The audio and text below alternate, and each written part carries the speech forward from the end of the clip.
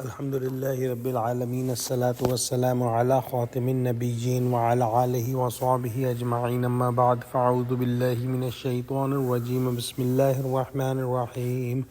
قال الله تعالى في سورة الأنفال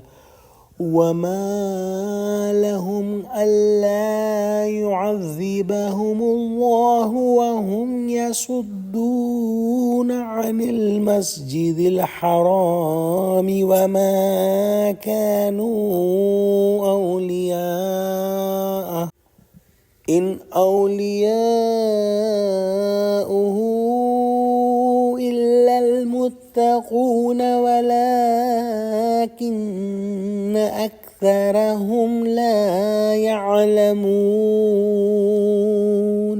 ترجمہ، اور اب ان کے لیے کون سی وجہ ہے کہ وہ انہیں عذاب نہ دے جبکہ وہ مسجد محترم میں نماز پڑھنے سے روکتے ہیں، اور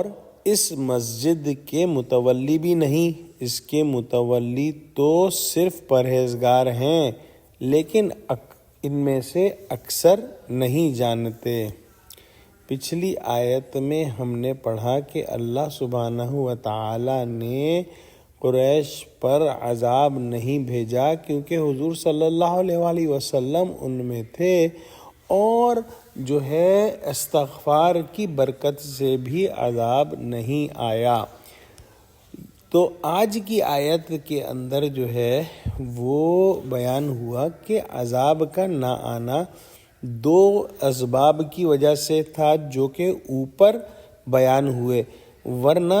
تمہاری شرارتیں اے قریش اور تمہارے ظلم اور شقاوت تو ایسی چیزیں ہیں کہ فوراً عذاب آ جانا چاہیے تھا۔ اس سے زیادہ ظلم کیا ہوگا کہ جو موحدین ہیں، جو توحید کے ماننے والے ہیں، ان کو حرم شریف میں آنے یا عبادت کرنے سے طرح طرح کے ہیلے تراش کر روکا جائے، بلکہ ان کے وطن یعنی مکہ معظمہ سے ان توحید پرستوں کو نکال کر ہمیشہ کے لیے کوشش کی جائے کہ یہ خدا کے پاک باز اور عبادت گزار بندے یہاں نہ آنے پائیں۔ اور ستم ظریفی یہ ہے کہ اس ظلم کے کرنے کے باوجود یہ سند پیش کی جاتی تھی کہ ہم یعنی قریش حرم شریف کے متولی ہیں اور ہم بااختیار ہیں، جس کو چاہیں آنے دیں، جس کو چاہیں روک دیں، یہ ہمارا حق ہے۔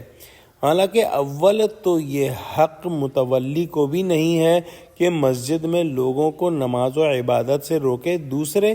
حق تولیت ان کو پہنچتا بھی نہیں۔ حرم شریف کے متولی صرف متقی اور پرہیزگار بندے ہو سکتے ہیں، مشرک اور بدمعاش اس کے حقدار نہیں ہو سکتے۔ لیکن ان میں اکثر اپنی جہالت سے یوں سمجھ رہے ہیں کہ ہم اولاد ابراہیم ہیں اور فلاں قبیلے سے ہیں،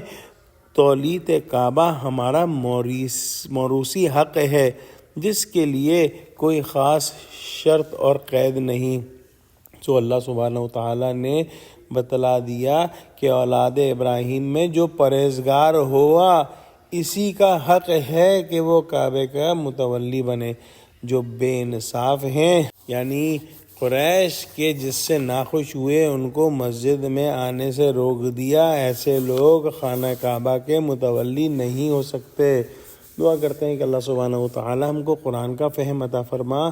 ہم کو سچوں سے جوڑے اور ہم کو صراط مستقیم پر قائم فرما دے، آمین۔ وآخر دعوانا الحمد للہ رب العالمین۔ السلام علیکم ورحمۃ اللہ وبرکاتہ۔